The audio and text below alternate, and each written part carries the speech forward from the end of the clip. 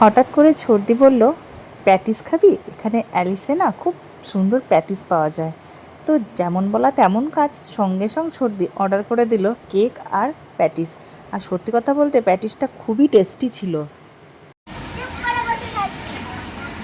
এই দেখো আমার মেয়ে এখন ওই অঙ্গনারী স্কুল হয় না, ছাত্র স্কুলগুলো যেগুলো অঙ্গনারী স্কুল, এই দেখো আঙ্গনবাড়ি স্কুলের মতন খেলছে। ওগুলোর বাচ্চাগুলো হয়েছে এখন খিচুড়ি রান্না করছে নাকি ও।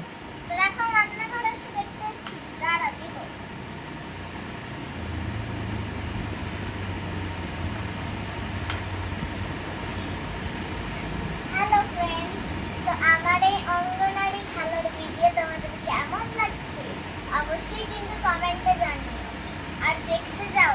আর দেখো আজকে আমি কি বানাচ্ছি, যা সব বলবো, দাঁড়াও এগুলো সব তুলে নি।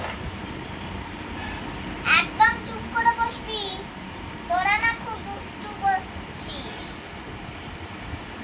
এমন মার মারবো না। তো দেখতেই পেলে মেয়ে খেলা করছিল, সেটা সন্ধেবেলার দিকে। তো এবার দেখো চলে এলাম ডিনার। তো ডিনারে কি কি বানিয়েছি দেখতেই পাচ্ছ, লুচি আর আলুর তরকারি। আলুর তরকারিটা কিন্তু ছর্দির বড় মেয়ে অনন্যা বানিয়েছে, আর খুবই কিন্তু টেস্টি হয়েছিল। আর লুচিটা আমি বানিয়েছি। ছর্দি বিছানায় ওই বসে বসে লুচিটা বেলে দিয়েছিল, আর আমি সেঁকে নিয়েছিলাম। আর আলুটা আমি কেটেছিলাম। বললাম যে আমি সব করে নিচ্ছি, বলো না একা একা কেন করবি, সবাই মিলেজুলেই করি। তো এইভাবে তো চলো ডিনার ফিনার সেরে নিলাম। এটা আগের দিনের ব্লগ ছিল, আর এখন পরের দিন মানে বাড়ি ফিরছি আর বাসে আছি। আর আজকে কিন্তু দারুণ আনন্দ লাগলো, কি বলো তো, সরকারি সুযোগ সুবিধা আর কিছু পাই না পাই, এই সুবিধাটা পেলাম। মানে এসবিটিসি বাসে আমার কিন্তু কোনো ভাড়া লাগেনি। আর এখন নেমে গেলাম বর্ধমানে। তো বর্ধমানে যথারীতি একটুখানি সবজি ভাত খেয়ে নিলাম, কারণ দেখলাম 12টা বাজে, বাড়ি যেতে যেতে 2:30 তো বাজবে। তো ভাবলাম না খেয়ে নিই, আগে পেট পুজো করে নিই। আর খিদেও প্রচণ্ড পেয়েছিল। তো সবজি ভাতই খেলাম, আর মেয়ে কিন্তু ডিম ভাজা নিয়েছিল। তো ডিম ভাজাটা আর মনে হয় তোমাদের সাথে আর দেখানো হয়নি। আর আমি কিছু নিইনি, আমি সবজি ভাতই খেলাম। তো ভালোই ছিল রান্না বান্নাগুলো। আর এটা বাস স্ট্যান্ডের একদম ঢুকতেই বাঁদিকেই দোকানটা ছিল, আর একদম পরিষ্কার পরিচ্ছন্ন ছিল, আর ভালোই লাগলো বেশ খেয়ে। আর এই দেখো বাসে এখন যাচ্ছি, আবার কিন্তু বর্ধমান থেকে এসবিটিসি বাসই ধরলাম, একদম ডাইরেক্ট কানলা।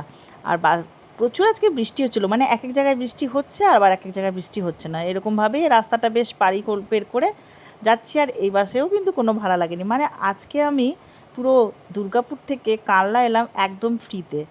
ফ্রি পুরো বলবো না, মানে ছর্দিবাড়ি থেকে মুচিপাড়া বাস স্ট্যান্ড আসতে ওই 15 টাকা ভাড়া লাগলো, মাত্র 15 টাকা খরচা হলো আমার দুর্গাপুর থেকে কানলা আসতে। টোটো ভাড়া লেগেছে 15 টাকা। আর ভিডিওটি ভালো লাগলে লাইক, ফলো আর শেয়ার করতে কিন্তু ভুলবেন না।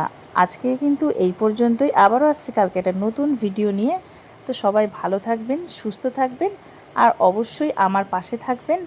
আর এখন দেখো মেয়ে আমার কী খাচ্ছে বলো তো, কেক খাচ্ছে। আর ও আস্তে আস্তে মনটা খুবই খারাপ